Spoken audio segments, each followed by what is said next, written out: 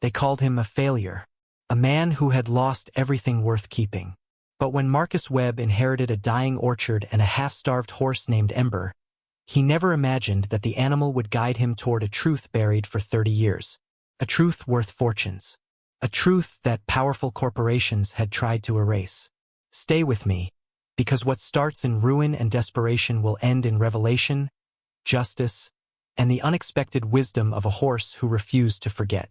Before we jump back in, tell us where you're tuning in from, and if this story touches you, make sure you're subscribed because tomorrow, I've saved something extra special for you. Marcus Webb sat in the cramped efficiency apartment that had become his entire world. The walls were thin enough that he could hear his neighbor's television through the plaster, a constant reminder of how far he had fallen. 3 years ago, he had owned a thriving construction business in Cleveland, employed 23 people, and lived in a house with a yard where his daughter could play. Now he lived above a laundromat in a neighborhood where sirens were the evening soundtrack, and the smell of detergent seeped through the floorboards like a chemical fog. The betrayal had been swift and surgical. His business partner, a man he had trusted since college, had emptied the company accounts and disappeared into the machinery of offshore banking. The lawsuits that followed were merciless. Creditors circled like sharks, and within 6 months, everything Marcus had built was gone. The house, the trucks, the tools, the reputation. All of it dissolved as though it had never existed. But the real devastation came later. His daughter Emma, barely 11, had started complaining of headaches. The diagnosis arrived like a second betrayal. A rare autoimmune condition that required experimental treatments, specialists in 3 different cities, medications that cost more per month than Marcus used to make in a quarter. His ex-wife did what she could, but the divorce had been bitter, and the medical bills became a chasm between them that swallowed every attempt at communication. Marcus had sold everything that remained. His father's tools, his mother's jewelry, even the wedding ring he had kept out of some foolish sentimentality. It was never enough. The debt grew faster than he could run from it, and eventually he stopped running. He took a job doing drywall for a crew that paid under the table, lived in this apartment that smelled like fabric softener and mildew, and tried not to think about the future because the future felt like staring into a well with no bottom. The envelope arrived on a Tuesday in late September. It was thick, the paper quality too fine for junk mail, and his name was written across the front in handwriting that made him pause. Marcus Webb. Not Mark, not Mr. Webb, but the full name his mother had used when he was in trouble as a child. Nobody called him that anymore. He tore it open standing in the narrow hallway outside his door, keys still in his other hand. Inside was a letter from a law firm in Burlington, Vermont, and a smaller envelope sealed with red wax that had cracked during transit. The legal letter was formal and cold. Theodore Webb, your paternal uncle, passed away on August 19th. As his sole surviving relative, you have been named executor and beneficiary of his estate. Please contact our office to arrange transfer of property located at 7 Hollow Road, Willow Creek Valley, Vermont. Marcus leaned against the wall, the fluorescent light buzzing overhead like an angry insect. Uncle Theo. He had not thought about the man in over a decade. Theo had been the family ghost, the brother his father never talked about except in tones of embarrassment. He remembered meeting him exactly twice. Once at a 4th of July barbecue when Marcus was maybe 8. A tall, silent man who stood apart from everyone and left before the fireworks. The second time at his father's funeral, where Theo had appeared at the back of the church, stayed through the service, and vanished before Marcus could speak to him. His father had called Theo troubled. His mother had been less kind. She had used words like paranoid and obsessed, words that made young Marcus imagine his uncle as something dangerous and unpredictable. Over the years, the family simply stopped mentioning him, as though he had faded from existence altogether. Marcus opened the second envelope. The wax crumbled in his fingers, leaving red dust on his palms. Inside was a single sheet of paper, the handwriting shaky but legible. Marcus, it began. If you are reading this, then I am gone, and you are all that remains of our bloodline. I leave you the orchard, though it is not what it was. I leave you the land, though it has been poisoned by neglect and something worse. And I leave you Ember. Care for the horse, and he will show you what I could not say while I lived. Trust him when you trust nothing else. What you find will either ruin you or save you. The choice will be yours. Theo. Marcus read it 3 times, standing in that hallway with the smell of laundry detergent rising around him. The words felt like a riddle he did not want to solve. An orchard. Land. A horse. He knew nothing about farming, nothing about animals, and the idea of moving to rural Vermont felt absurd. What would he do there? Grow apples? He could barely afford groceries. But that night, lying on the thin mattress in his efficiency apartment, staring at the water stain on the ceiling that looked like a map of somewhere he would never visit, Marcus thought about the letter.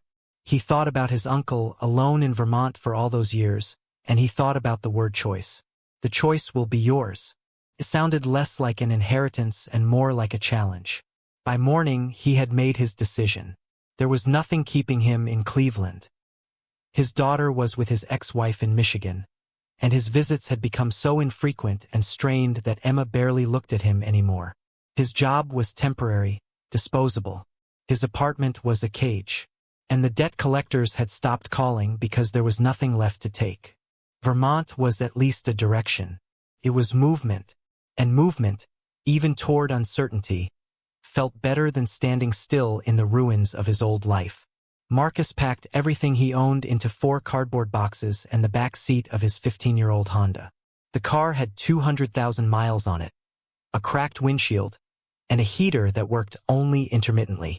He left Cleveland before dawn on a Saturday, driving east as the sun rose behind him, painting the sky in shades of orange and pink that felt too beautiful for how empty he felt inside.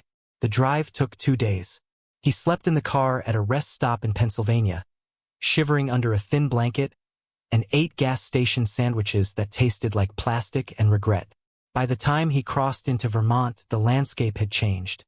The flat monotony of the Midwest gave way to rolling hills, dense forests, and mountains that rose in the distance like the spine of some sleeping creature. The autumn colors were at their peak, the trees burning in shades of red and gold, and for the first time in months, Marcus felt something other than numbness. It was not hope. It was too fragile for that.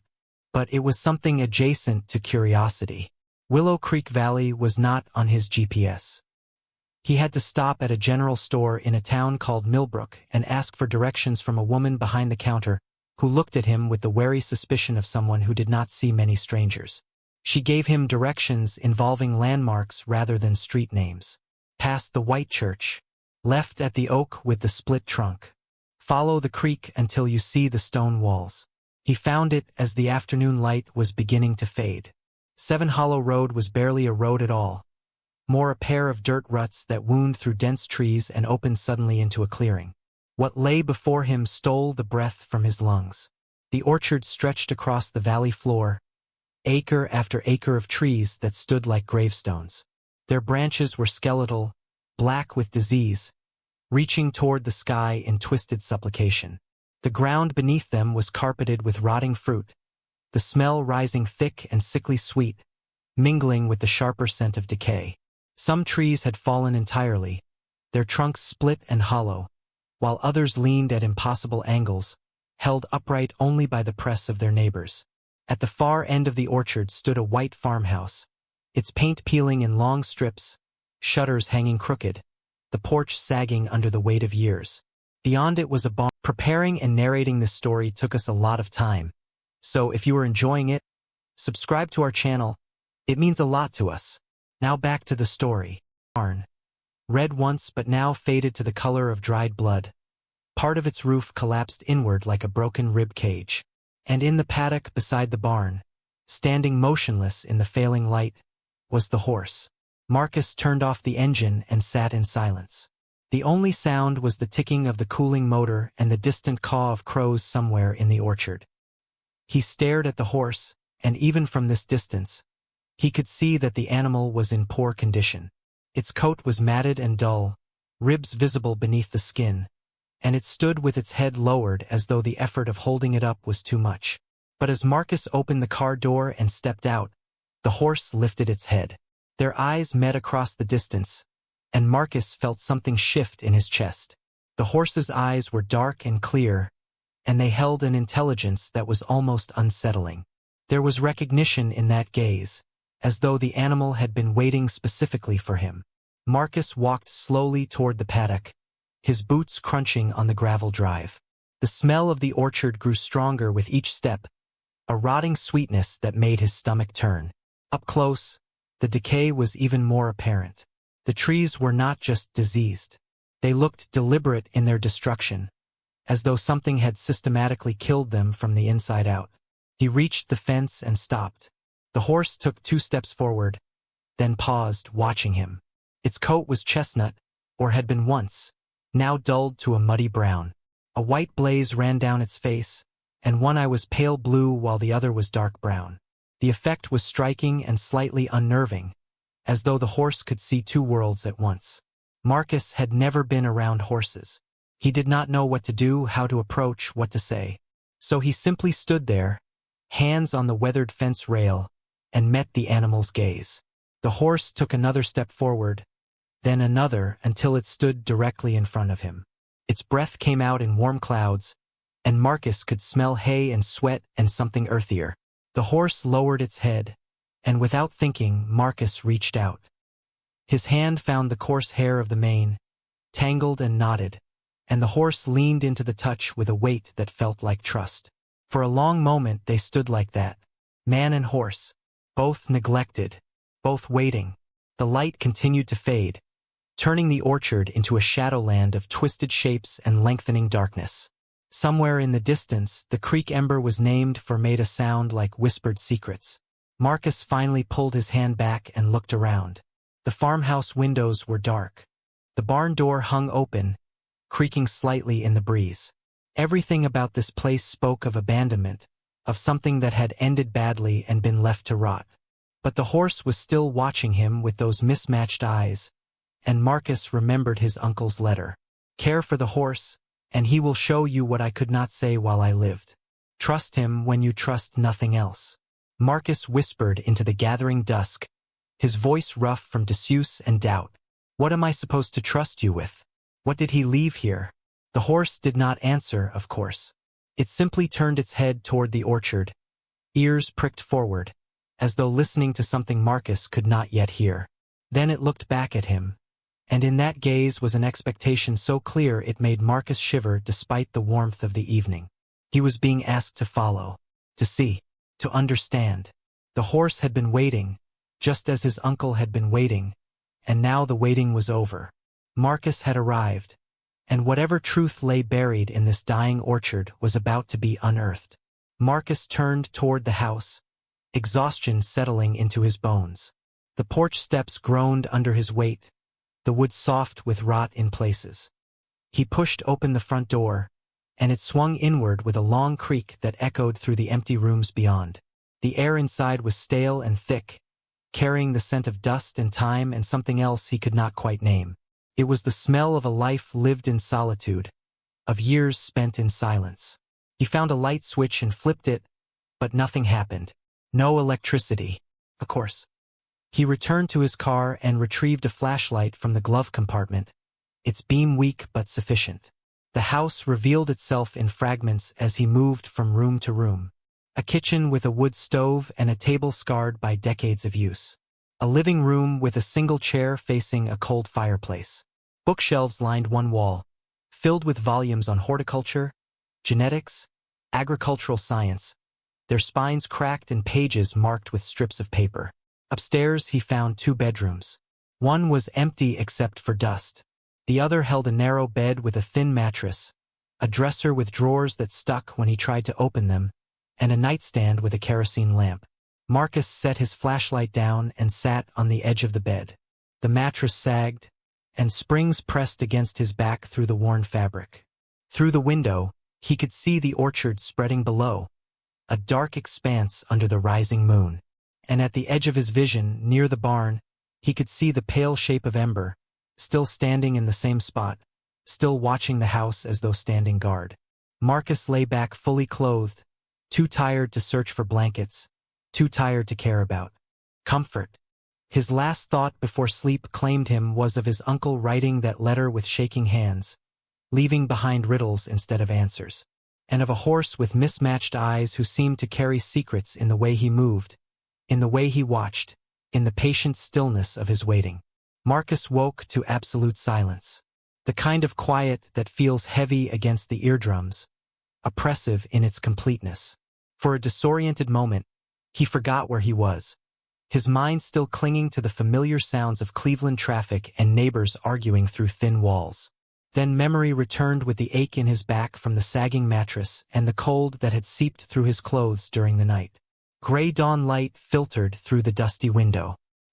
He sat up slowly, joints protesting, and looked out at the orchard. In daylight, the devastation was even more apparent. What he had taken for shadows the night before were actually entire sections of dead trees, their bark blackened and peeling, branches like grasping fingers frozen in their final moment. The ground between the rows was thick with fallen apples, most of them rotted to black mush, creating a carpet of decomposition that stretched as far as he could see. He made his way downstairs, each step announcing itself with a creak. The kitchen was as cheerless in daylight as it had been in darkness. He tried the faucet and was surprised when water sputtered out, rust-colored at first, then clearing to a stream that tasted of iron and earth. At least there was a well. Small mercies. His stomach reminded him that he had not eaten since the previous afternoon. He had brought nothing with him except the gas station coffee that had gone cold hours ago. He would need to drive back to Millbrook, find supplies, figure out the basics of survival in this place. But first, he needed to check on the horse. Marcus stepped out onto the porch, and the smell hit him immediately. The orchard's decay was stronger in the morning, that sickly sweet rot mingling with something sharper, almost chemical. He breathed through his mouth and made his way toward the paddock. Ember stood in exactly the same position as the night before. For a moment, Marcus felt a spike of fear. Had the horse died standing up? Did horses do that? But then the animal's ears swiveled toward him, and its head lifted. Those mismatched eyes fixed on Marcus with an intensity that made him slow his approach. The paddock was in terrible condition. The fence posts leaned at precarious angles, wire sagging between them. The water trough was dry except for a thin layer of green scum at the bottom, and there was no sign of any feed. How long had the horse been like this? How long since Theo died? Marcus climbed over the fence, moving slowly, hands visible. He had no idea what he was doing, but some instinct told him to be cautious. The horse watched him come, nostrils flaring, but did not move away. Up close, Marcus could see just how poor the animal's condition was. The ribs stood out sharply beneath the dull coat. The hip bones jutted like tent poles. Burrs tangled in the mane and tail, and there were bare patches on the legs where the skin looked raw. Yet despite the neglect, despite the obvious starvation, there was something unbroken in the horse's bearing. Its eyes were clear and alert. Its stance, though weary, held a kind of dignity. Marcus had seen that look before, in the faces of men who had lost everything but refused to surrender their sense of self. It was the look he saw in his own mirror on the days he could bear to look. He reached out slowly and placed his hand on the horse's neck. The skin was warm beneath the coarse hair, and he could feel the rapid heartbeat, the tremor of muscles held too long under strain. The horse leaned into his touch just as it had the night before, and Marcus felt something crack open in his chest. This animal had been abandoned, left to starve slowly while waiting for someone who would never come. The parallels to his own life were too obvious to ignore. Marcus spoke quietly, his voice rough in the morning air. "I do not know what I am doing. I have never taken care of a horse. I barely know how to take care of myself anymore. But I will figure it out. I promise you that much." The horse exhaled, a long sound that might have been relief or resignation. Then it turned its head toward the orchard again, ears pricked forward in that same listening posture Marcus had noticed the night before. Whatever the horse was paying attention to, Marcus could not perceive it. But he made a mental note. This was the second time Ember had focused on the orchard with an intentness that seemed to mean something. Marcus spent the next hour exploring the property more thoroughly. The barn was in worse shape than he had thought.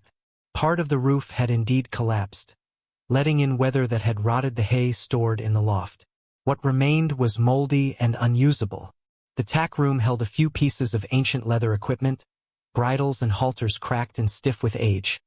A saddle so dry it would likely fall apart if used. Everything spoke of years of neglect, of a man who had slowly given up on maintenance while focusing his attention elsewhere. In one corner of the barn, Marcus found something unexpected. A workbench covered with papers weighted down by rocks. He lifted one stone carefully and found himself looking at hand-drawn charts and diagrams. They appeared to be tracking something in the orchard. Individual trees were marked with numbers and dates. Notes in his uncle's handwriting filled the margins. Section C7. Signs of resistance. Western boundary. Complete failure. Original stock holding in North Quadrant. Marcus gathered the papers carefully. They meant nothing to him yet, but clearly they had meant something to Theo. He carried them back to the house and spread them across the kitchen table, studying them in the better light. The more he looked, the more complex the system became. His uncle had been tracking something methodically over years, possibly decades. Trees were color-coded. Some were marked with red X marks. Others had green circles. A few, very few, had gold stars beside their identification numbers. But without context, the papers were just elaborate puzzles. Marcus rubbed his eyes, feeling the weight of exhaustion and hunger. He needed to eat. He needed to get supplies. And most urgently, he needed to get food and water for Ember before the horse's condition deteriorated further. He drove back to Millbrook, following the landmarks the woman at the general store had given him in reverse. The town was small, a single main street with a handful of businesses that looked like they had been there since the Eisenhower administration. The general store doubled as a feed supply, and Marcus found himself standing in the dim interior, staring at bags of grain and bales of hay while trying to remember anything useful from television shows about horses. An older man emerged from the back, wiping his hands on a rag. He looked Marcus up and down with the same wary assessment the woman had given him the day before. "You must be Theo's nephew. Word travels fast in small towns." Marcus nodded. "I need supplies. For a horse." The man's expression shifted slightly, something that might have been concern or curiosity. "Ember still alive then?" "I was not sure after Theo passed. Nobody has been out there to check." Marcus felt a flush of anger he had no right to. Why had no one checked? Why had they left the horse to starve? But he swallowed the words. He was the outsider here. He had no standing to judge. "Barely. He is in bad shape. I need food, water buckets, anything else you think might help." The man studied him for a long moment, then nodded. "All right, let me set you up." He moved through the store with practiced efficiency, loading bags of sweet feed and senior grain into a cart, adding a pair of sturdy buckets, some basic grooming tools, and a bottle of mineral supplements. He added a salt lick without being asked and threw in a bag of apples that looked somewhat bruised. As Marcus paid, the man spoke quietly. Theo loved that horse, talked about him like he was a person. Toward the end, I think Ember was the only one he trusted. Whatever happened out there in that orchard, it changed your uncle, made him careful about who he let close. Marcus wanted to ask what the man meant, but something in his expression discouraged further questions. He loaded everything into his car and added groceries for himself. Bread, peanut butter, canned soup, instant coffee. The basics of a man who had forgotten how to care about taste. When he returned to the orchard, Ember was waiting at the fence, head lifted, watching the road. The horse nickered when Marcus pulled up, a sound that was both greeting and demand. Marcus unloaded the feed bags, struggling with their weight, and managed to get them into the paddock. He filled both buckets with water from the hand pump near the barn, the muscles in his arms burning with the effort. Ember approached the water first, drinking in long, desperate pulls that made Marcus wince. He should have brought water immediately this morning. The horse had been thirsty for who knew how long. When Ember finally lifted his head, water dripping from his muzzle, Marcus opened one of the feed bags and poured a cautious amount into an old rubber pan he had found in the barn. The horse needed food, but he remembered reading somewhere that starving animals could not be fed too quickly or their systems would shut down. Ember ate slowly, deliberately, as though savoring each mouthful. Marcus stood watching, feeling utterly useless and yet oddly purposeful. For the first time in months, he had something concrete to do. A living creature depended on him. The simplicity of it was almost overwhelming.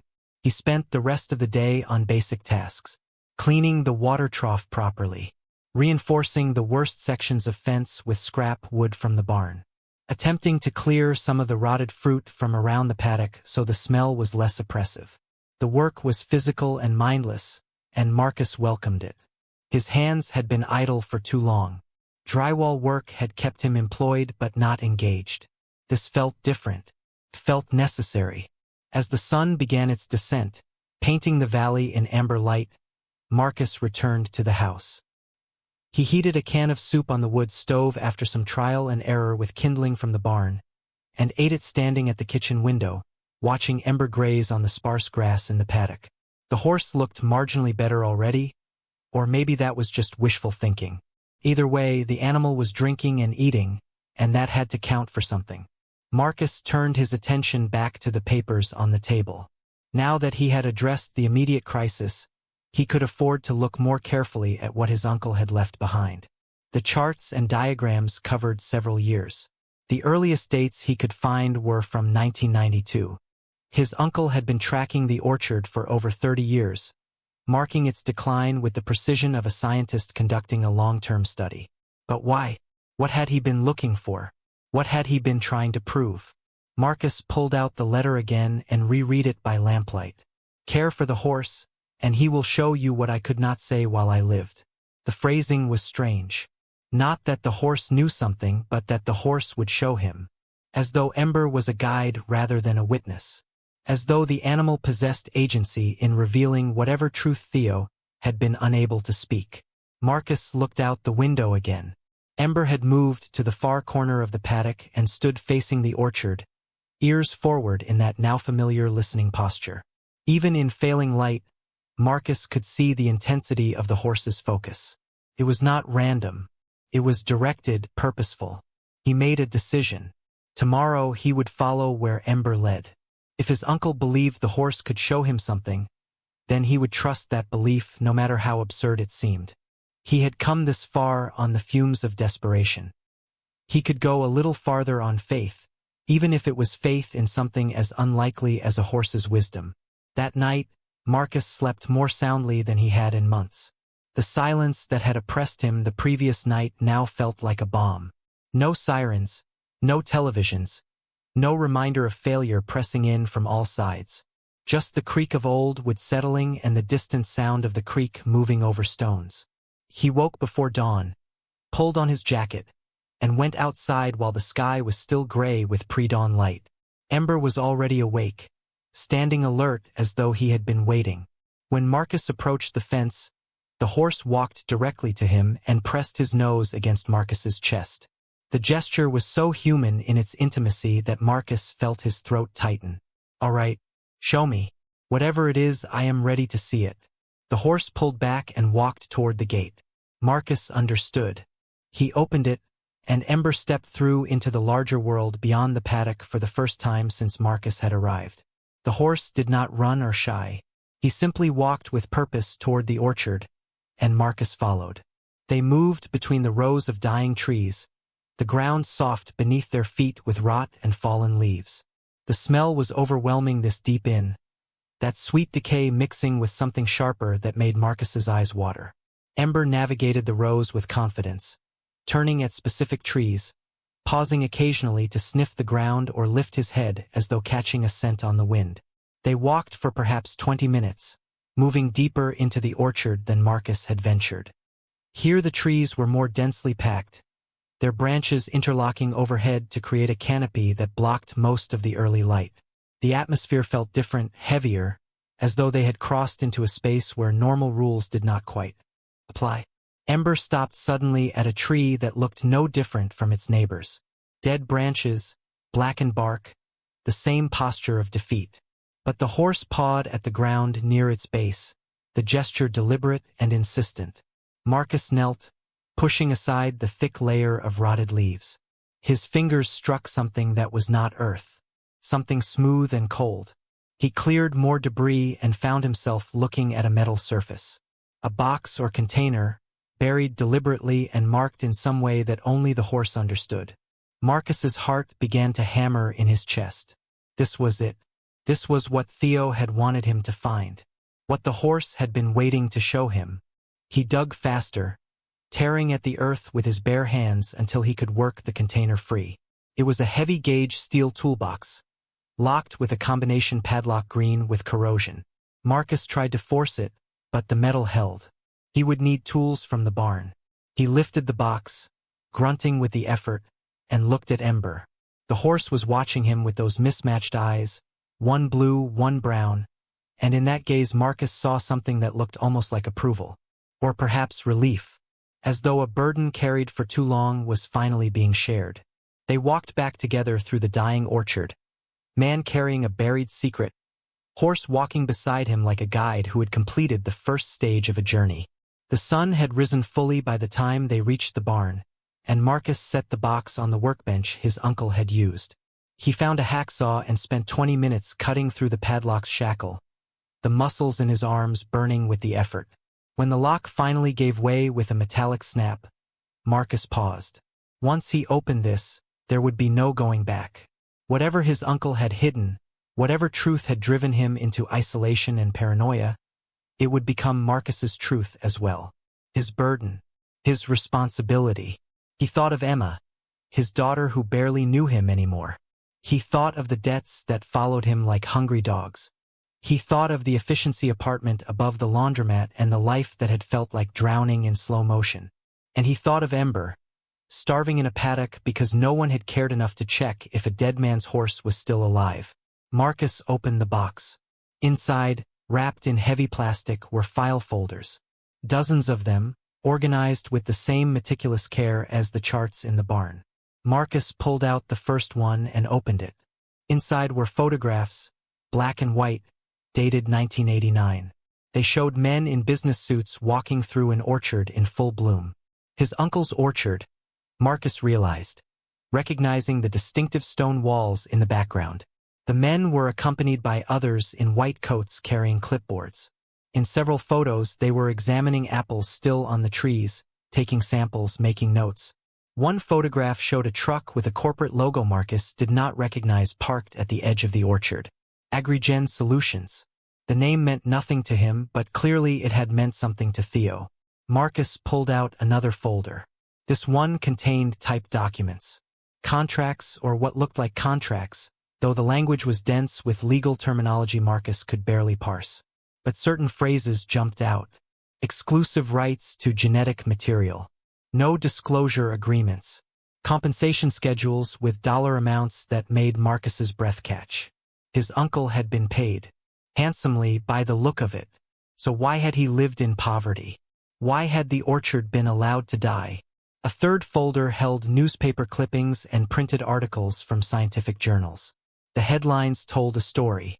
Revolutionary apple variety shows disease resistance. Agrigen's new cultivar promises billion-dollar market. Breakthrough in commercial agriculture wins industry praise. The articles were dated through the 90s and into the early 2000s, tracking the rise of a particular apple variety called the Genesis strain. Marcus read through them slowly, and a picture began to emerge. The Genesis apple was a commercial triumph. Disease-resistant, climate-adaptable, with a shelf life that exceeded traditional varieties by months. It had revolutionized certain sectors of the agricultural market, particularly in regions struggling with changing climate patterns. And according to these articles, it had been developed entirely by Agrigen Solutions through their proprietary research. But Marcus was staring at photographs of Agrigen representatives in his uncle's orchard in 1989. He was looking at contracts that referenced genetic material from Theodore Webb's property. The pieces were not adding up, or rather, they were adding up to something that made his stomach turn. The final folder in the box contained letters, personal correspondence between his uncle and various parties. Marcus spread them out, arranging them by date, and read through them in chronological order. The story they told was devastating in its simplicity. Theo had developed something remarkable. Through decades of careful cultivation and crossbreeding, using heritage apple varieties that dated back to colonial times, he had created trees with unusual properties. They were resistant to common diseases. They adapted to temperature fluctuations. The fruit they produced had extended viability. It was exactly what commercial agriculture needed, and Theo had done it not through genetic modification but through patient, methodical traditional breeding. Agrigen had approached him in 1988. They wanted to study his methods, his trees, his techniques. They offered him money. Not a fortune, but enough that a poor farmer living alone in Vermont could be comfortable. They offered recognition, partnership, a chance to see his work reach the world. Theo had signed their agreements, given them access to his orchard, provided samples and data. And then they had taken everything. The letters grew increasingly desperate as Theo realized what was happening. Agrigen had used his genetic material, his breeding lines, his decades of work, and claimed it all as their own proprietary research. The contracts he had signed, written in language he had not fully understood, gave them exclusive rights to anything derived from his property. They had filed patents. They had developed the Genesis strain using his foundation stock. And when Theo had objected, when he had threatened to go public, they had buried him in legal threats and non-disclosure agreements. One letter, dated 2003, was particularly damning. It was from an Agrigen attorney, and the language was polite but unmistakable in its menace. Mr. Webb, any further attempts to make claims regarding Genesis development will result in immediate legal action. You are bound by the agreements you signed. Any breach will result in financial penalties that will exceed your ability to pay. We strongly advise you to cease all public statements and maintain the confidentiality you agreed to. Theo had been silenced, legally muzzled, and in his fury and helplessness, he had let the orchard die. If he could not have recognition for his work, if the trees he had spent his life developing would only serve the corporation that had stolen from him, then those trees would produce nothing.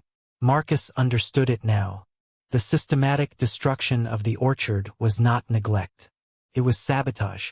It was a man burning his own legacy rather than seeing it feed the machine that had devoured him. But Theo had kept the evidence. Every photograph, every contract, every letter. He had documented the theft meticulously, and he had hidden it where only someone who cared enough to follow a half-starved horse into a dying orchard would find it. Marcus sat back, the papers scattered before him, and felt the full weight of what his uncle had left him. This was not just property. This was a weapon. Evidence of corporate theft that had likely generated billions of dollars over decades, while the man who made it possible died alone and broke in rural Vermont. Outside, Ember nickered softly. Marcus looked out the barn door and saw the horse standing in a shaft of sunlight, head high, watching him. The morning light caught the white blaze on his face and made his mismatched eyes gleam with an almost otherworldly quality. In that moment, Marcus understood why Theo had trusted the horse above all else. Ember had been witness to everything. The men in suits, the sampling, the slow betrayal, the years of decline. The horse had been there for all of it, and somehow, impossibly, he remembered.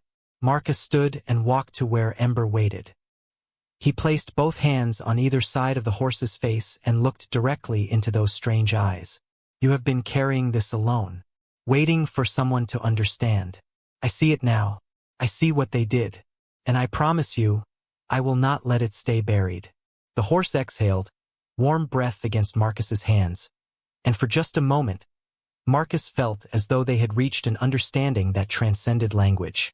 Two creatures abandoned by the world they had trusted, finding purpose in each other's survival. Marcus returned to the house with the files and spent the rest of the day reading every document, studying every photograph, absorbing the full scope of his uncle's tragedy. As the light faded and evening settled over the valley, he made a decision. He could not do this alone. He needed help. He needed someone who understood how to fight corporations, how to navigate legal systems, how to bring buried truth into daylight. And he knew exactly one person who might be willing to listen. Marcus had not spoken to Rebecca Stone in almost 5 years. Their friendship had been close once, back in college when they had both been young and full of certainty about their ability to change the world. She had gone into journalism while he had gone into construction, and their paths had diverged as paths do. The last time they had seen each other was at a mutual friend's wedding, where they had promised to stay in touch and then promptly failed to do so. But Marcus knew Rebecca had become exactly what she had promised she would be. An investigative reporter who specialized in corporate malfeasance and environmental crime. He had seen her byline in major publications, had watched her on news programs discussing cases she had broken open. If anyone could help him understand what to do with what he had found, it was Beck. He pulled out his phone, surprised to find he had a single bar of service, and scrolled through his contacts until he found her number. It was late, past 9 o'clock, but he pressed call before he could talk himself out of it. She answered on the third ring, her voice wary. "This is Beck. Marcus, is that you?" Her voice was exactly as he remembered it, sharp and quick, the voice of someone who was always 3 steps ahead of any conversation. "Yeah, it's me. I know it has been a long time. 5 years. You dropped off the planet. Everything okay?" Marcus let out a breath that was half laugh, half something darker. "No, nothing is okay. But I found something. Something big. And I think I need help." There was a pause. He could almost hear her shifting gears, the journalist instincts kicking in. "What kind of something?" "The kind that involves corporate theft, billions of dollars, and a dead man who spent 30 years documenting a crime nobody wanted to believe." "I know how that sounds, but Beck, I have proof. Boxes of it. And I think if I try to handle this alone, I will end up like my uncle. Broke, alone, and silenced." Another pause, longer this time. Then her voice came back, all business. "Where are you?" "Vermont. Middle of nowhere. Place called Willow Creek Valley. Send me the address. I can be there tomorrow evening. Do not talk to anyone else until I get there. Do not make copies of anything. Do not post anything online. Just sit tight and wait." "Okay, Beck. Thank you. Do not thank me yet. If this is what you say it is, you are about to step into something that will change your life. And not necessarily for the better. You understand that?" Marcus looked out the window at the dark orchard, at Ember's pale shape moving through the shadows. "I already stepped into it. I just did not know it yet." He hung up and sat in the growing darkness, the files spread around him like evidence in a trial that had not yet begun. Outside, Ember moved closer to the house, positioning himself where he could see both the road and the barn. The horse had been a sentinel for 3 decades. One more night of watching would not break him.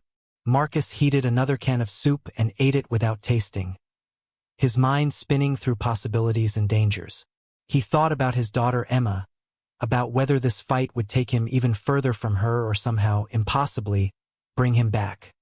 He thought about the men in the photographs, probably retired now, enjoying the fortunes they had built on his uncle's stolen work. He thought about justice, and whether such a thing even existed when the powerful wrote the rules. But mostly he thought about Theo, alone in this house, watching his life's work turn to profit for others while he had nothing but a dying orchard and a horse who understood. The loneliness of it was crushing. The injustice was rage-inducing. And now it was Marcus's burden to carry, because a horse with mismatched eyes had led him to a buried truth that refused to stay silent any longer. He fell asleep at the kitchen table, his head resting on folded arms, the lamp burning low beside him. And in the paddock, Ember stood watch through the night, ears swiveling at every sound, eyes reflecting the starlight like twin beacons guiding something inevitable toward its conclusion. Marcus woke with his cheek pressed against the rough wood of the kitchen table, neck stiff and aching.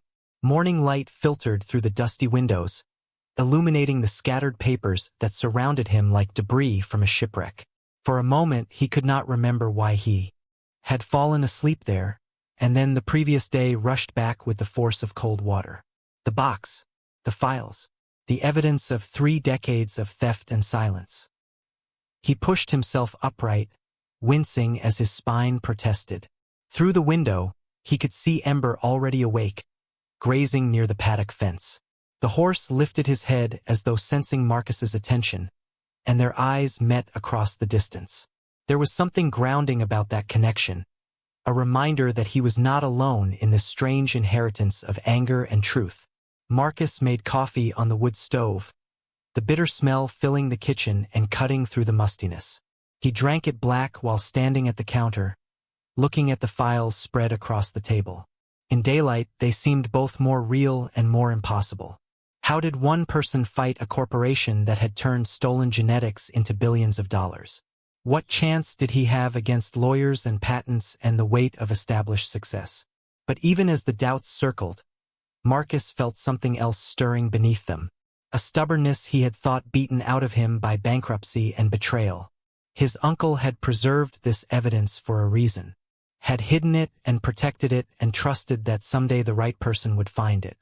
Marcus was not sure he was the right person, but he was the only person, and that would have to be enough. He spent the morning organizing the files more carefully, creating a timeline from the documents. Theo's first contact with Agrigen in 1988. The initial agreement signed in early 1989. The sampling and testing through that spring and summer.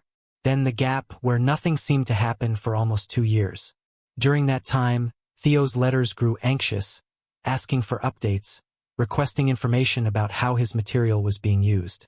The responses, when they came, were vague and reassuring. Everything is proceeding as planned. Your contribution will be acknowledged when the time is right. Then, in 1993, the announcement. Agrigen unveiled the Genesis apple variety at an agricultural trade show in California. The press materials Marcus found made no mention of Theodore Webb. No mention of Vermont orchards or heritage breeding or decades of patient cultivation. Instead, the story was all about Agrigen's cutting-edge research, their innovative techniques, their breakthrough in agricultural science. Theo had been erased as completely as if he had never existed. The letters after that point became increasingly desperate. Theo writing to Agrigen demanding recognition. Their lawyers responding with threats wrapped in polite language. Theo reaching out to agricultural journals, to trade organizations, to anyone who might listen. And everywhere he turned, he met walls built of non-disclosure agreements and the reality that he had signed away his rights in contracts he had not fully understood. Marcus found one letter that made his throat tighten. It was from 1997, addressed to Theo from someone named Dr. Patricia Kimball at Cornell University's agricultural program. She wrote with sympathy and frustration, "Mr. Webb, I believe your account. The genetics you describe match what we see in the Genesis strain, and the timeline supports your claims. However, without access to the original breeding stock for comparison, and given the legal agreements you signed, I cannot help you build a case. I am so sorry. What was done to you is unconscionable, but I fear it is also tragically legal." That word, legal. As though legality was the same as justice. As though contracts signed in good faith by a man who trusted too easily could make theft into legitimate business. Marcus felt the anger building in his chest, hot and useful, burning away the paralysis of doubt. He heard a car engine in the distance and looked up sharply. Too early for Beck. She had said evening. Marcus moved to the window and watched as an unfamiliar vehicle came up the rutted drive. Not the sleek sedan he would expect from a journalist, but a battered pickup truck that looked like it belonged in the valley. The truck stopped near the house, and a woman climbed out. She was perhaps 70, with steel-gray hair pulled back in a bun and a face weathered by decades of outdoor work. She wore canvas pants and a flannel shirt, and she moved with the careful precision of someone whose joints no longer bent as easily as they once had. She looked at the house, then at the orchard, and finally at Ember. Her expression shifted when she saw the horse, something like relief crossing her features. Marcus stepped out onto the porch. The woman turned to face him, her eyes sharp and assessing.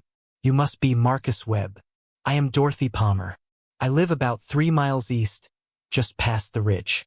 I thought I should come by and introduce myself." Marcus came down the steps, extending his hand. She shook it with a grip that was surprisingly strong.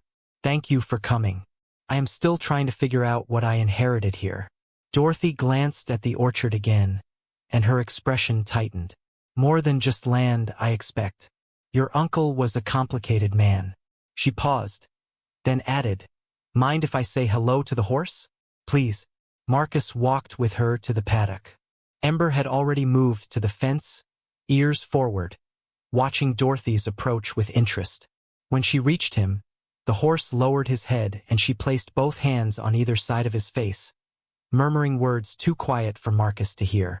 The gesture was intimate, familiar, and Marcus realized this was not their first meeting. After a long moment, Dorothy stepped back and looked at Marcus. "I used to bring supplies to your uncle. Once a month, sometimes more often toward the end when his health was failing. He did not like going into town. Said people looked at him like he was crazy, and maybe some did. But he was not crazy, just angry, and alone." She reached out to stroke Ember's neck. "Except for this one." Theo said Ember understood things that people could not. Marcus chose his words carefully. "Did my uncle ever tell you what he was angry about?" Dorothy studied him for a long moment, as though deciding how much to trust the stranger who had inherited her dead neighbor's burden. "He told me pieces. Never the whole story, but enough that I could guess the rest. He had been wronged, badly, by people with more power and money than he could fight." She looked back at the horse. "He used to tell me that Ember remembered everything. Every person who came to the orchard, every test they ran, every promise they broke. Said the horse was the only witness he had who could not be bought or threatened into silence." Marcus felt something click into place. That was why Theo had written about trusting the horse. Not because Ember could speak, but because the horse was proof. A living connection to events that corporations wanted forgotten. "You have seen things here. Over the years. People who came to the orchard." Dorothy nodded slowly. "I saw men in suits, fancy cars that did not belong on these roads. This was back in the late 80s, early 90s. They would stay for hours walking the rows taking samples." Theo seemed excited at first, like maybe his work was finally getting recognition. But then something changed. I noticed it in his face, in the way he moved. He got quieter, more watchful, and the orchard started dying. She turned to face Marcus fully. "I know what dying orchards look like.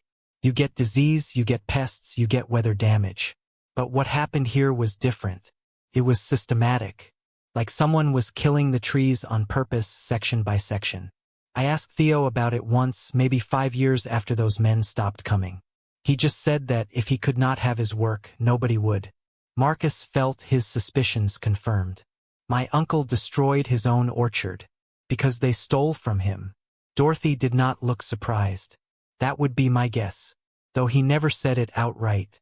The non-disclosure agreements he signed, they had teeth.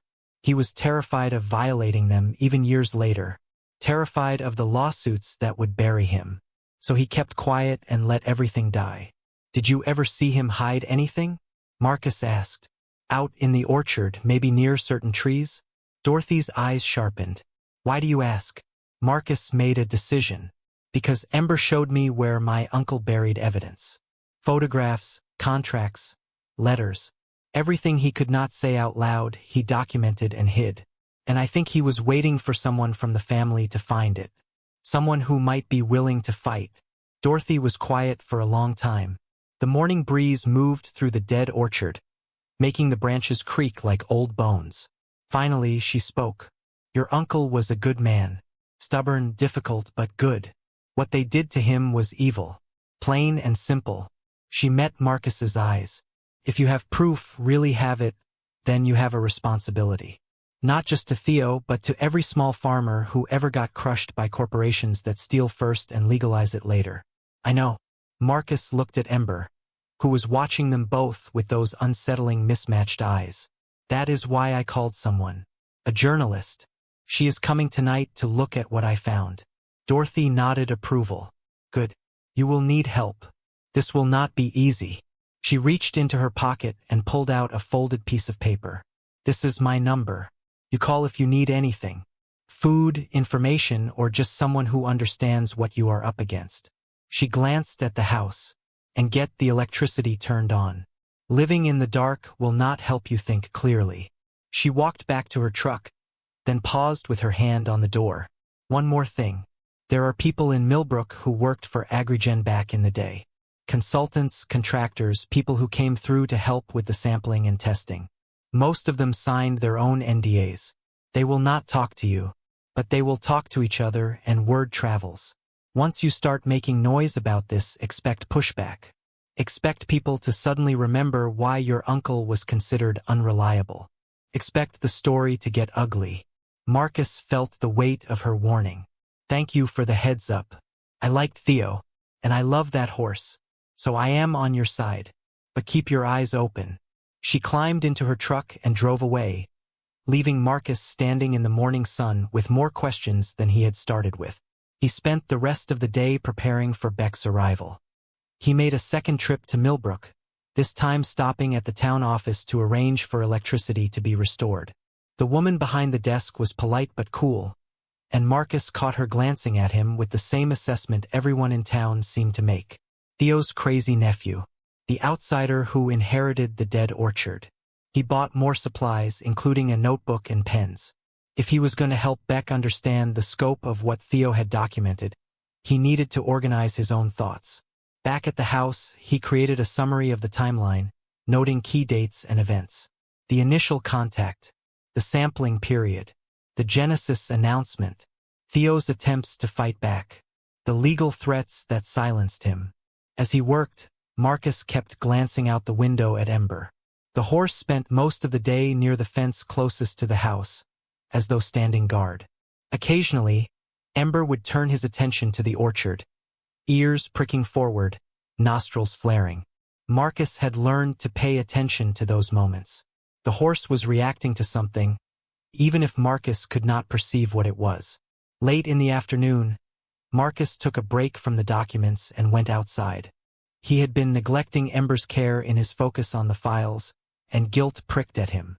The horse needed more than food and water. He needed grooming, attention, care that Marcus barely knew how to provide.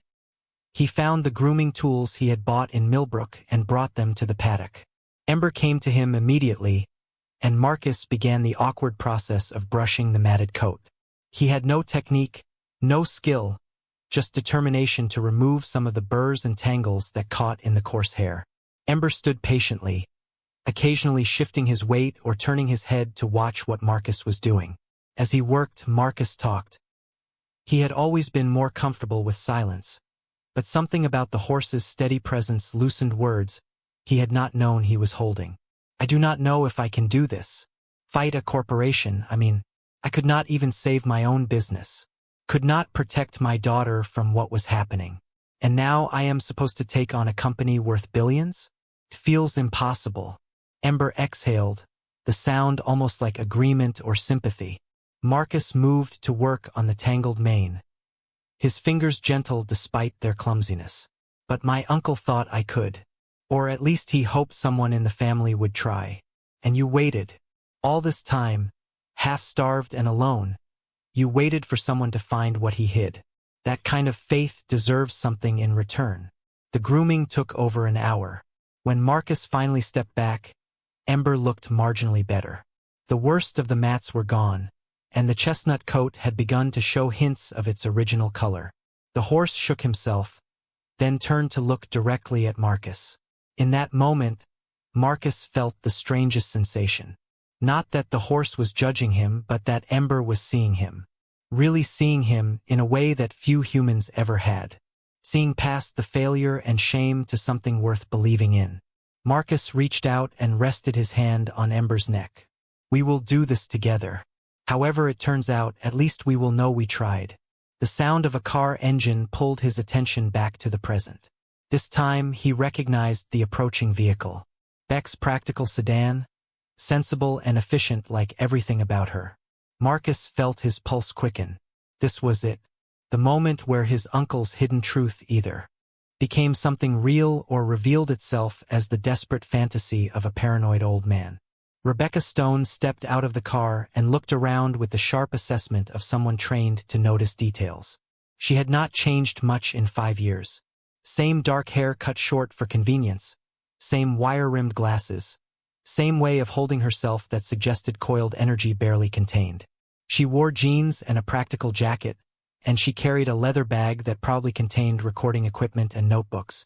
Her eyes found Marcus, then moved to Ember, then swept across the dying orchard.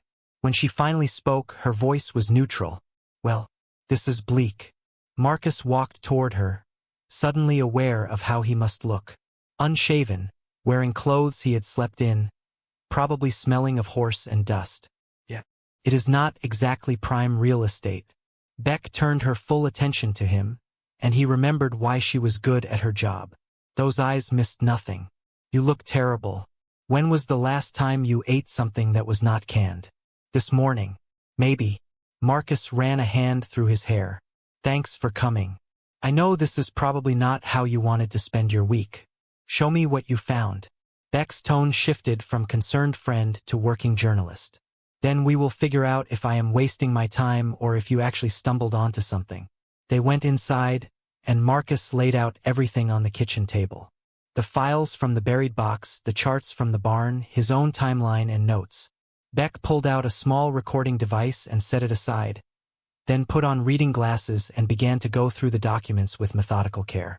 Marcus made more coffee and tried to stay out of her way. He watched as she photographed certain pages with her phone, made notes in a small notebook, and occasionally asked him questions.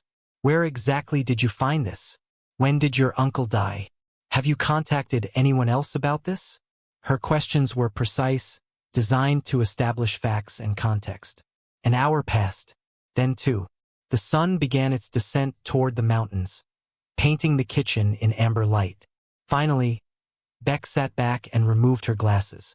She looked at Marcus with an expression he could not quite read. "All right, let me tell you what you have here." Marcus sat down across from her, tension coiling in his shoulders. Beck tapped the stack of documents. "This is legitimate. The contracts, the correspondence, the timeline. It all checks out.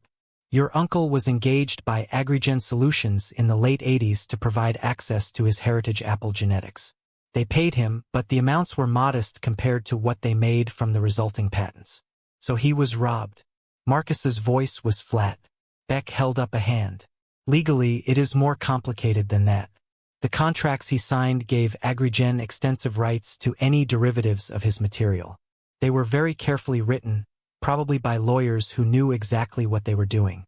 Your uncle thought he was entering a partnership. He thought he would get recognition, ongoing royalties, credit for his life's work. Instead, he got a one-time payment and was written out of the story. But that is theft." "Maybe." Beck's expression was troubled. "Morally, absolutely. Legally, that is where it gets messy. The courts tend to favor written contracts, even when those contracts were signed by people who did not fully understand what they were agreeing to. And the non-disclosure agreements your uncle signed are binding. If he had tried to go public while he was alive, Agrigen could have sued him into oblivion."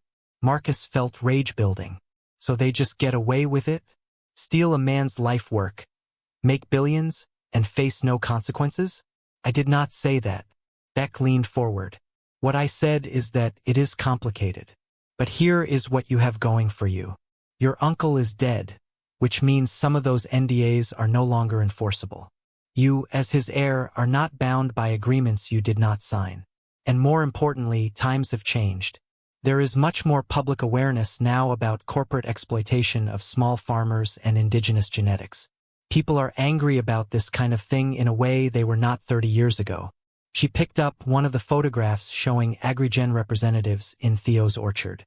"If you go public with this, if we can verify the genetics of the trees that are still alive here match the foundation stock of the Genesis strain, you have a story. A real one. The kind that generates outrage and political pressure. Will it result in criminal charges? Probably not. But it could force Agrigen to acknowledge what they did. It could lead to financial settlements. And it could change how these kinds of contracts are regulated going forward." Marcus absorbed this slowly. "So what do I do?" Beck stood and walked to the window, looking out at the orchard. "First, we need to verify your uncle's claims.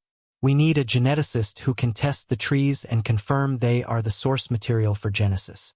Then we need to build a comprehensive timeline with additional sources. I will start reaching out to people who worked at Agrigen in that era, see if anyone is willing to talk now that enough time has passed." She turned back to him. "This will take months, maybe longer. And once we start making noise, Agrigen will push back hard. They have a lot to lose. I do not care how long it takes. Marcus's voice was steady.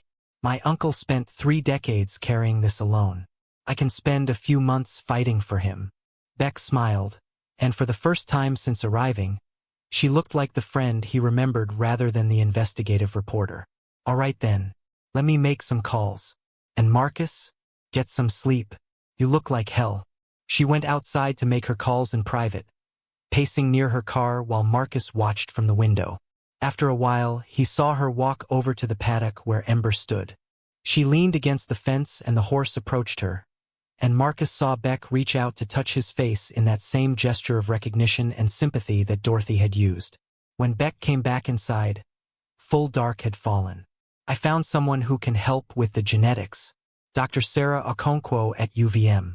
She specializes in heritage crop preservation and she is very interested in what you have here. She can come out next week to take samples from any surviving trees. She paused. I also called my editor. Gave him the broad strokes. He is interested, but he wants more verification before we commit to a full investigation. That is fair. Marcus felt exhaustion pulling at him. Where are you staying tonight? There is a bed and breakfast in Millbrook. I passed it on the way. Beck gathered her bag. But I will be back tomorrow morning. We have a lot of work ahead of us. She moved toward the door, then stopped. Marcus, what you are doing takes guts. A lot of people would have just sold this place and walked away. I thought about it. He glanced toward the window where Ember's shape was barely visible in the darkness. But I made a promise.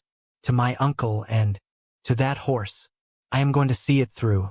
After Beck left, Marcus went outside one last time.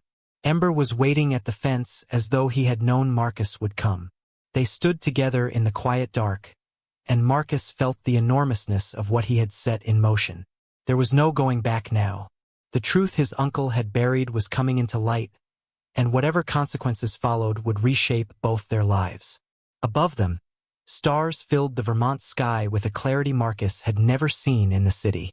The orchard stretched away into darkness, and somewhere in that dead landscape were the trees that had started everything. The original genetics, the foundation of a billion-dollar industry, the proof that Theodore Webb had been erased from his own story. Marcus rested his forehead against Ember's neck and felt the warmth of living flesh, the steady rhythm of breathing. Tomorrow would bring more work, more questions, more steps down a path he could not see the end of. But tonight he had this. A horse who had carried truth for 3 decades. And the first real stirrings of something that might, eventually, become justice. The days that followed Beck's first visit settled into a rhythm that Marcus had not known since before his business collapsed. Purpose. Each morning he woke to feed Ember, then spent hours organizing documents and preparing for the next phase of investigation. Beck returned 3 days later with Dr. Sarah Okonkwo, a tall woman with close-cropped hair and an intensity that reminded Marcus of Beck herself. Dr. Okonkwo walked the orchard with the careful attention of someone reading a language most people could not see. She examined bark patterns, studied leaf samples from the few trees still clinging to life, and took extensive notes in a worn field journal. Ember followed them through the rows, and Marcus noticed how the horse would pause at certain trees, lowering his head as though indicating which ones mattered most. Dr. Okonkwo noticed too. She glanced at Marcus with raised eyebrows. Your horse seems to have opinions about which trees I should examine. He has been here longer than any of us. Marcus watched as Ember moved to stand beside a gnarled tree at the orchard's northern edge. Maybe he knows which ones are important. The geneticist approached the tree Ember had indicated and her expression shifted. She ran her hand along the bark, then pulled out a small knife and carefully extracted a sample. This one is different. The cell structure, the way the bark has aged. She looked up at the surrounding trees, most of them dead or dying. This section was protected somehow, treated differently than the rest. My uncle marked certain trees in his charts. Marcus pulled out his phone where he had photographed the barn documents. Trees with gold stars. He said they were original stock. Dr. Okonkwo studied the charts, then looked back at the trees around them. If these are the foundation genetics for the Genesis strain, we will be able to prove it. Modern DNA analysis can trace lineage with remarkable precision. She took more samples, labeling each one meticulously. But I need to tell you something. If we confirm what your uncle claimed, if we can show definitively that Agrigen built their empire on stolen genetics, you will become a target. Companies do not surrender billion-dollar patents quietly. Marcus met her gaze steadily. I understand the risks, but my uncle died with this truth locked inside him. I will not let that be the end of the story. Over the following weeks, Marcus learned to navigate a world he had never imagined entering. Beck connected him with lawyers who specialized in agricultural law and intellectual property theft. They reviewed Theo's contracts with expressions that ranged from sympathy to outrage. The agreements were airtight in their exploitation, written by people who understood exactly how to take everything while appearing to offer partnership. But the lawyers also found cracks, provisions that might be challenged, recent precedents in other cases where indigenous genetics had been misappropriated. The legal landscape had shifted since Theo had signed those papers, and what had been considered standard practice in the 80s now looked increasingly like theft in the eyes of courts and public opinion. Meanwhile, Dr. Okonkwo's lab work progressed. She called Marcus on a cold morning in early November with results that made his hands shake. The genetics match. The trees in your orchard, specifically the ones in the northern section, are the direct ancestors of the Genesis strain. We can prove it beyond any reasonable doubt. Your uncle was telling the truth about everything. Marcus sat down heavily in the kitchen chair, the phone pressed to his ear. What does this mean? What happens now? Now we build the case. Dr. Okonkwo's voice carried both excitement and caution. Beck will want to publish, and she should. Public pressure is your strongest weapon. But you should also prepare for Agrigen to respond aggressively. They will question the science, attack your uncle's credibility, and probably send lawyers to intimidate you into backing down. Let them come. Marcus looked out the window at Ember, who stood in his usual position near the house. I am not backing down. Beck published her first article 2 weeks later in a major agricultural industry publication. The headline read, Forgotten Farmers' Genetics Behind Billion-Dollar Apple Strain. The story laid out Theo's work, the contracts, the subsequent erasure, and the new genetic evidence proving the connection. Beck had written it carefully, sticking to verifiable facts and letting the documentation speak for itself. The response was immediate and overwhelming. The article was shared thousands of times within hours. Agricultural advocacy groups picked up the story. Small farmers who had felt crushed by corporate seed and genetic patents saw Theo's case as emblematic of their own struggles. Within days, Marcus was receiving messages from people around the country sharing their own stories of corporate exploitation and legal intimidation. But the backlash came just as swiftly. Agrigen released a statement dismissing the claims as baseless and defamatory. They emphasized the legal agreements Theo had signed and characterized him as a disgruntled contractor who had been fairly compensated for limited contributions to a much larger research effort. Their lawyers sent a letter to Beck's publication threatening litigation if corrections were not issued. Beck called Marcus that evening, her voice tight with anger. They are trying to bury this with legal threats. My editor is getting pressure from upstairs. Agrigen apparently spends a lot on advertising, and corporate is nervous about losing revenue. Will they force you to retract? Marcus felt ice in his stomach. Without the article, everything fell apart. No. Beck's voice hardened. We have the documentation. Everything I published is defensible.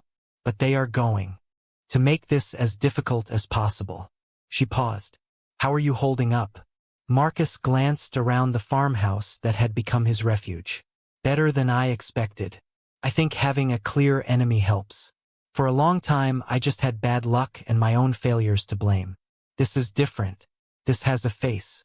Over the next month, the battle intensified. Agrigen hired a public relations firm to push their narrative.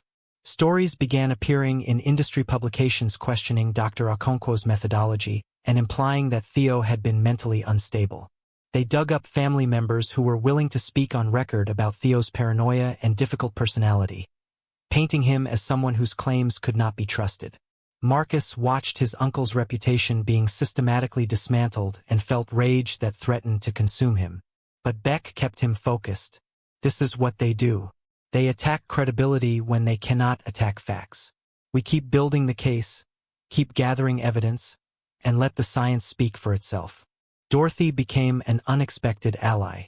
She gave an interview to Beck describing the men she had seen at the orchard in the late 80s, their expensive vehicles and official demeanor. She had kept a journal during those years, noting dates and observations, and her records corroborated Theo's timeline. Other locals came forward with similar memories, people who had witnessed the sampling and testing but had not understood its significance at the time. Then, in early December, something shifted. A former Agrigen researcher named Michael Torres reached out to Beck through encrypted channels. He had worked at the company during the Genesis development and had left years ago after ethical disputes. He was willing to talk, but only if his identity could be protected. Beck brought Torres to Vermont on a gray afternoon when snow was beginning to fall. He was in his 60s, nervous but determined.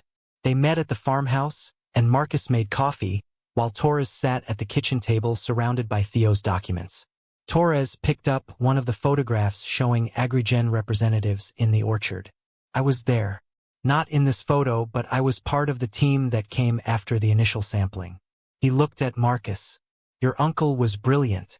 His breeding work was decades ahead of anything we were doing in the lab. He had achieved through patience and observation what we were trying to force through genetic modification. What happened? Why was he erased from the story? Torres set down the photograph and rubbed his face. Politics, money, ego. The executives wanted a story they could control, a narrative that made Agrigen look innovative rather than dependent on a small farmer's work. They buried your uncle's contribution and rewrote the development history. Some of us objected, said it was wrong, but we were told to keep quiet or leave. He met Marcus's eyes. I kept quiet. I have regretted it for 25 years. Beck leaned forward. Will you say this on record? Will you testify if it comes to that? Torres hesitated, then nodded. Yes, I will.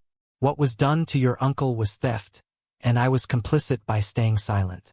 If I can help make it right, I will. His testimony changed everything. With an insider confirming the exploitation, the story gained credibility that could not be dismissed as the ramblings of a paranoid farmer. Beck published a follow-up article featuring Torres's account, and this time the response was different. Major news outlets picked up the story. Agricultural ethics boards began asking questions. Politicians who had received campaign contributions from Agrigen suddenly found themselves facing uncomfortable inquiries about corporate practices. Agrigen's stock price began to slide.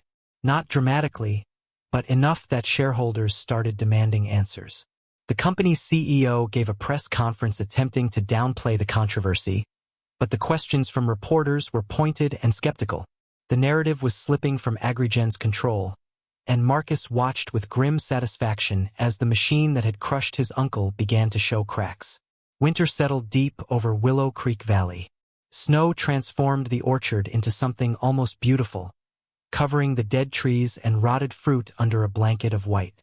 Ember grew a thick winter coat, and Marcus made sure the horse had shelter and extra feed to maintain condition through the cold months. They had fallen into a partnership, man and horse, built on mutual dependence and shared purpose. On Christmas Eve, Marcus received an unexpected visitor. A man in an expensive coat stepped out of a black car and approached the house with the careful steps of someone unused to walking on snow. Marcus watched from the window, then went to meet him on the porch. The man extended his hand. Mr. Webb, my name is Richard Castellano. I am senior counsel for Agrigen Solutions. I was hoping we could talk. Marcus did not shake his hand. If you are here to threaten me, save your breath. I am not interested. Castellano lowered his hand without apparent offense. I am not here to threaten. I am here to discuss resolution. He glanced at the orchard. May we speak inside? It is rather cold. Against his better judgment, Marcus let him in. They sat at the kitchen table, and Marcus noticed how Castellano's eyes catalogued everything in the room. The lawyer pulled out a folder and set it between them. Agrigen would like to settle this matter quietly. We are prepared to offer you $2 million for the property and a signed agreement that you will make no further public statements about the Genesis development. You would also agree to destroy any remaining documentation related to your uncle's claims. Marcus stared at him. You want to buy my silence? Castellano's expression did not change. We want to resolve a dispute that has become unfortunately public. $2 million is a generous offer for property in this condition. You could pay off your debts, provide for your daughter, start over somewhere else. The mention of Emma made Marcus's jaw tighten.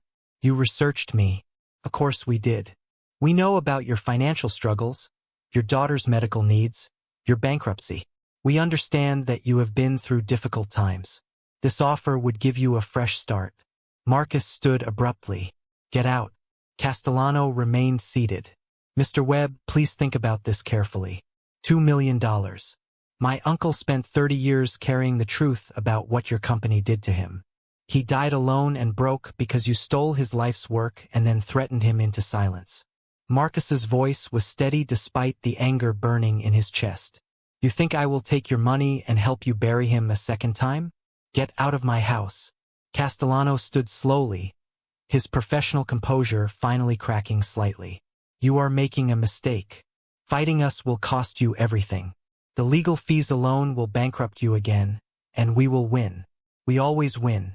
Then I will lose fighting. But at least I will lose for something that matters. Marcus walked to the door and opened it. The winter cold rushed in. Goodbye, Mr. Castellano. After the lawyer left, Marcus sat at the table shaking with adrenaline and fury. $2 million. It was more money than he had ever imagined having. It would solve every financial problem he faced. It would give Emma the security he had failed to provide. And all he had to do was betray everything Theo had protected. He went outside and found Ember standing at the paddock fence, breath steaming in the cold air. The horse watched him approach with those knowing, mismatched eyes. Marcus climbed the fence and stood beside him, both of them looking out at the snow-covered orchard. They offered me money, a lot of it, enough to fix everything that is broken in my life. Marcus spoke quietly, his words forming clouds in the frozen air. But taking it would mean letting them win.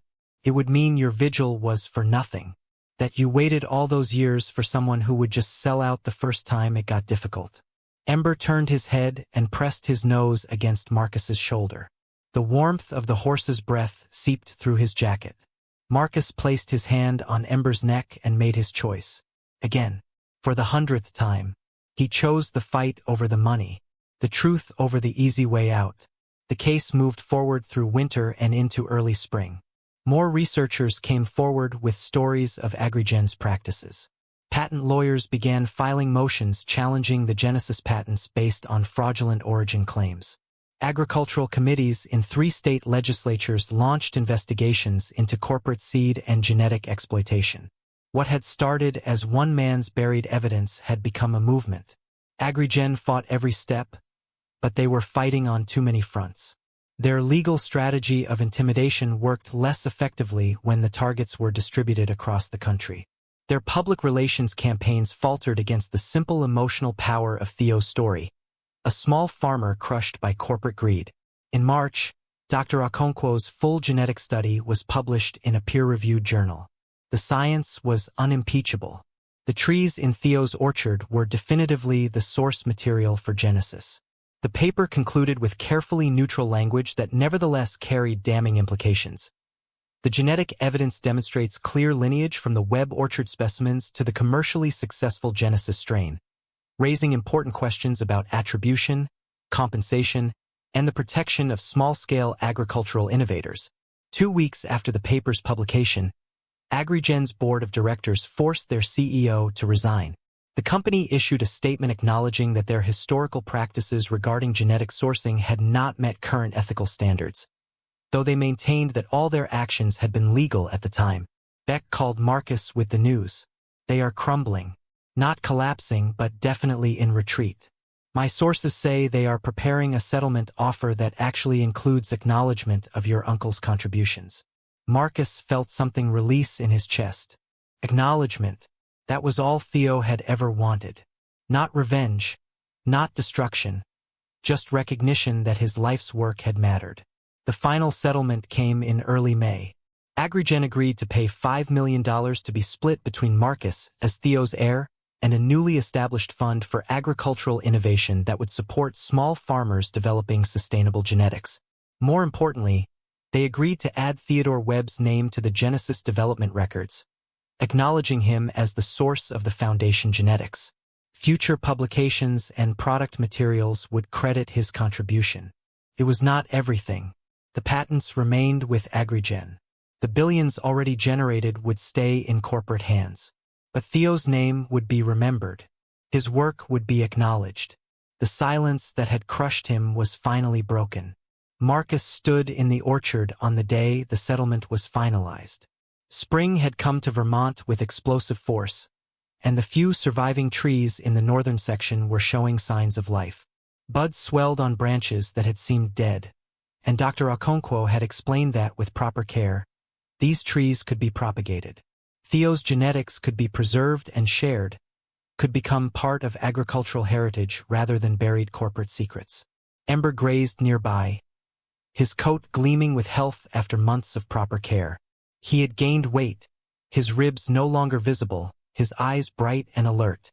The horse had carried his vigil for 30 years, and now that burden was lifted. Marcus walked over and pressed his forehead against Ember's neck. "We did it. I know you cannot understand exactly what happened, but we did what my uncle wanted. The truth came out. He will be remembered." The horse exhaled, warm breath mixing with the spring air. Marcus straightened and looked around at the orchard. The dead sections would need to be cleared, the soil restored, new trees planted. It would take years to bring the place back to life. But he had time now. He had resources, and he had purpose. Beck visited a week later, bringing champagne to celebrate. They sat on the porch while Ember grazed in the distance and Dorothy arrived with a homemade pie. The three of them toasted to Theo, to justice delayed but not denied, to the strange path that had brought Marcus from an efficiency apartment in Cleveland to a Vermont orchard where truth had been buried alongside apple genetics. "You know what you will do with the money?" Beck asked. "Some goes to Emma, setting up a trust for her medical care and education." Marcus had already spoken with his ex-wife, had heard his daughter's voice for the first time in months. The settlement had not repaired their relationship immediately, but it had opened a door that had been closed. He would walk through it carefully, patiently, the way Theo had bred his apples, with attention and time. "And the rest?" Dorothy prompted. Marcus gestured at the orchard. "This place. Bringing it back to life. Making it what my uncle intended before everything went wrong. Dr. Okonkwo says we can use the original genetics to develop new varieties that are resilient and sustainable. Open-source genetics that cannot be locked behind patents. It is what Theo would have wanted." They sat in comfortable silence, watching the sun descend toward the mountains. Finally, Beck stood to leave. She paused at the porch steps and looked back at Marcus. "You did good. Your uncle would be proud." After they had gone, Marcus remained on the porch as dusk settled over the valley.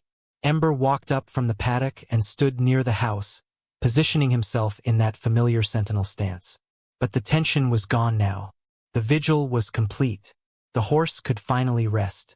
Marcus thought about everything that had changed since he had arrived here months ago. He had come with nothing, expecting nothing, so broken by failure that even hope felt dangerous. What he had found was not salvation or redemption, but something better. He had found purpose, a fight worth having, a truth worth defending, and he had found Ember, the horse who had carried secrets for 30 years, who had waited with impossible patience for someone to see what everyone else had dismissed, who had led Marcus into buried truth and stood beside him while he fought to bring it into light. Marcus descended the steps and walked to where Ember stood. He placed both hands on either side of the horse's face and looked into those mismatched eyes, one blue, one brown, both holding depths he would never fully understand. "Thank you for waiting, for showing me, for believing someone would eventually care enough to listen." The horse lowered his head and Marcus leaned his forehead against Ember's face. They stood like that as darkness deepened, man and horse, both survivors of different kinds of abandonment, both proof that patience and faith could outlast even the most determined attempts at erasure. The orchard stretched around them, dead branches mingling with new growth, decay and rebirth existing side by side. It would never be what it had been in Theo's prime, but it could become something new, something that honored the past while refusing to be trapped by it. Marcus finally stepped back and ran his hand down Ember's neck one last time. The horse turned and walked slowly back toward the paddock, movements easy and unhurried. No more urgency, no more desperate vigilance. Just a horse moving through his territory in the peace of evening. Marcus watched until Ember disappeared into the shadows, then turned back to the house. Inside, Theo's photographs were framed on the wall now. The orchard in bloom, white petals cascading, sunlight filtering through branches heavy with promise. A reminder of what had been and what might be again. He sat at the kitchen table and pulled out the notebook where he had been sketching plans for the orchard's restoration. The work ahead was immense, but he had learned something over these months. Sometimes the most important victories are the ones fought not for yourself, but for those who cannot fight anymore. For the broken and forgotten. For truth that has been silenced. For horses who wait with impossible faith for someone to finally understand. Marcus picked up his pen and began to write. Plans for spring planting. Notes on which sections to clear first. Ideas for educational programs that could teach Theo's breeding methods to new generations.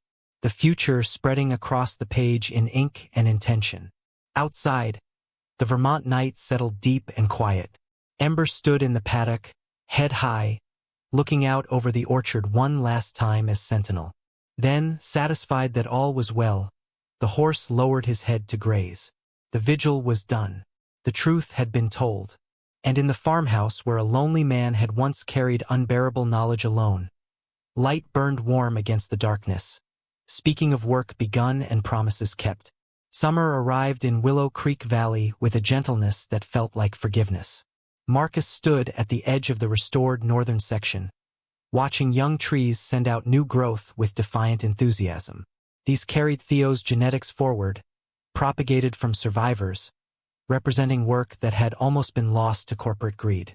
6 months had passed since the settlement. The orchard had transformed. Marcus hired local workers who remembered Theo from better days. Together they cleared dead wood, amended soil, and planted saplings that would take years to bear fruit but represented something greater than harvest. They represented continuity, memory made living. Ember grazed among young trees, his presence both practical and symbolic. The horse had become a local legend after Beck's articles made national news. People drove from surrounding towns to see the animal who had carried secrets for 3 decades. Marcus considered fencing off gawkers, but Ember seemed to enjoy attention, approaching visitors with calm dignity. Dorothy arrived most mornings with coffee and conversation, sharing memories of Theo with workers and visitors. Marcus learned his uncle had been more complex than family stories suggested. Isolated and suspicious, yes, but also generous with neighbors, knowledgeable beyond agriculture, and deeply loyal to the few he trusted. The farmhouse had been restored. New roof, repaired floors, windows that sealed properly.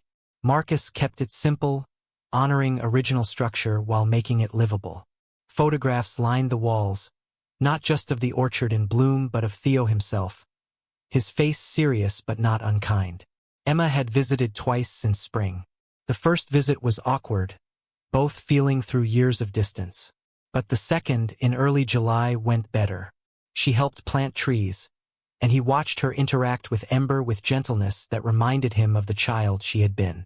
They were not healed, not fully, but they were trying.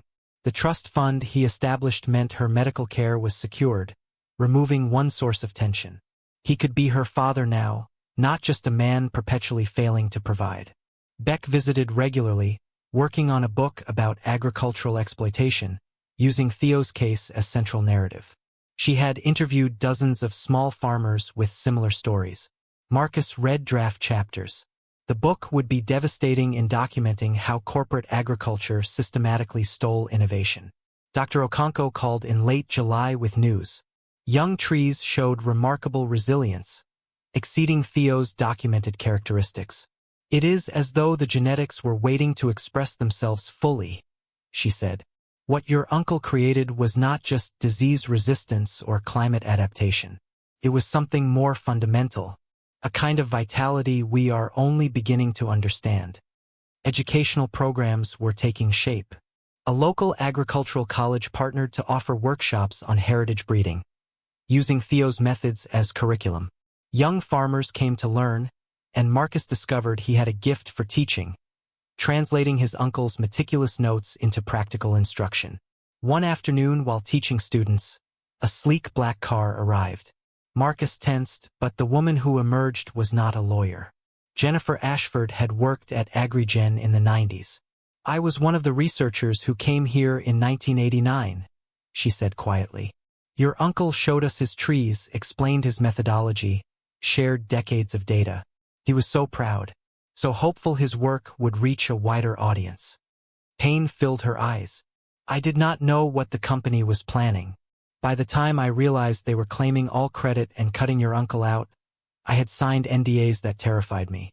I was a single mother with student loans. I could not afford to fight."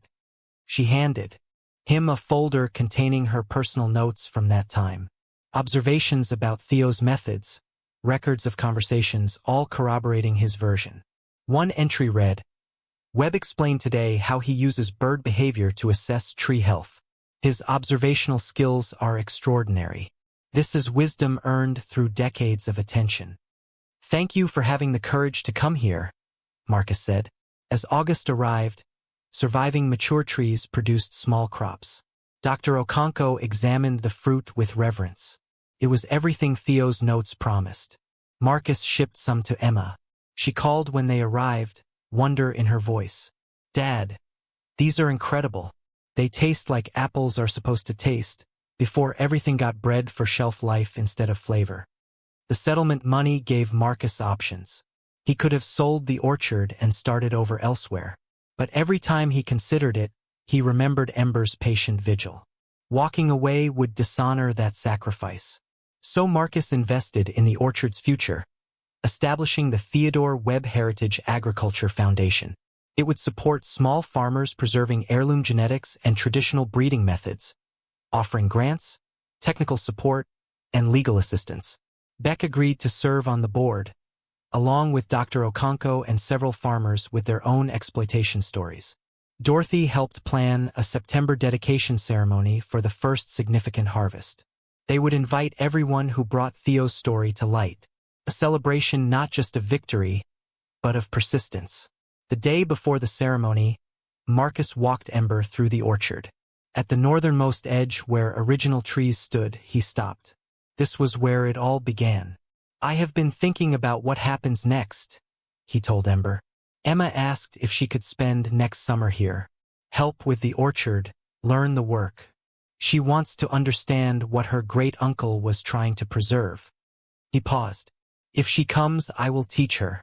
Not just technical skills, but the philosophy, that some things matter more than profit.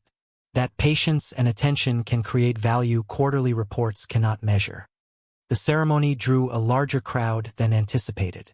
Beck helped set up, Dorothy organized volunteers, and Dr. Okonkwo brought university colleagues. Michael Torres came with his family, no longer hiding.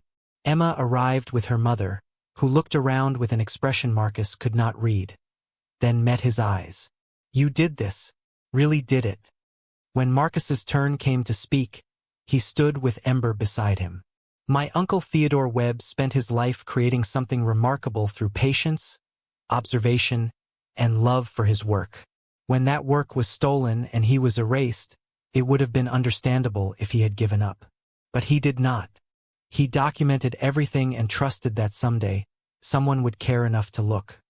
He placed his hand on Ember's neck.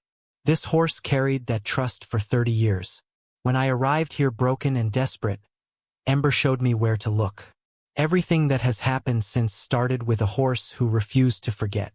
We are here today to make a promise that small farmers and independent researchers will not be erased." Together with Emma, they affixed a bronze plaque beside the largest heritage tree.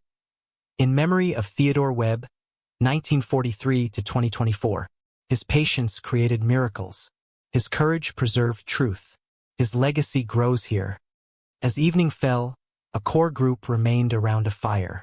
They shared stories about the book, the propagation program, the culture at AgriGen during Genesis development. Emma leaned her head against Marcus's shoulder, a simple gesture that nearly brought tears to his eyes. This was what he had lost and was beginning to recover. Connection. Later, alone, Marcus visited Theo's grave. "I think we did it. What you wanted, what you hoped for. Your work is acknowledged now.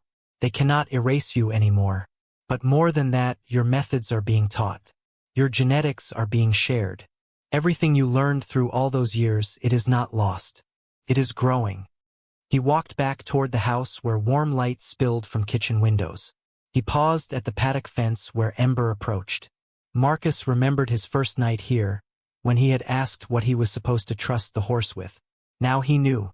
He was supposed to trust Ember with the courage to look, to see, to fight for truth even when fighting seemed impossible. "Thank you," Marcus whispered, "for everything. For waiting, for showing me, for believing someone would eventually understand." Ember lowered his head and Marcus pressed his forehead against the horse's face. They breathed together, and for a moment everything else fell away, leaving only the essential truth. That patience and faith could outlast injustice, that silence could be broken, that buried secrets would find their way to light if someone cared enough to look. Inside, Marcus organized Theo's notes for Emma's summer visit. The story was not over. It would never be over.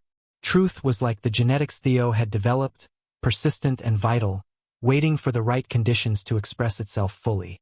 Others would continue the work, would fight their own battles. The foundation would support them. The orchard would inspire them. As Marcus lay down in the bedroom where Theo had slept for decades, he thought about his uncle carrying the weight of stolen work and enforced silence. The loneliness was crushing to imagine. But Theo had not been entirely alone. He had Ember, and he had hope that someday truth would matter more than corporate power. That hope had been vindicated. Marcus had taken the broken pieces his uncle left behind and forged them into something that would outlast both their lives. The ending was also a beginning. The conclusion was also a continuation. And somewhere between what was lost and what was found, justice and stubborn persistence had created something corporate power could not destroy. Truth made living, growing, bearing fruit for anyone willing to see. Up next, you have got 2 more standout stories right on your screen. If this one hit the mark, you will not want to pass these up. Just click and check them out.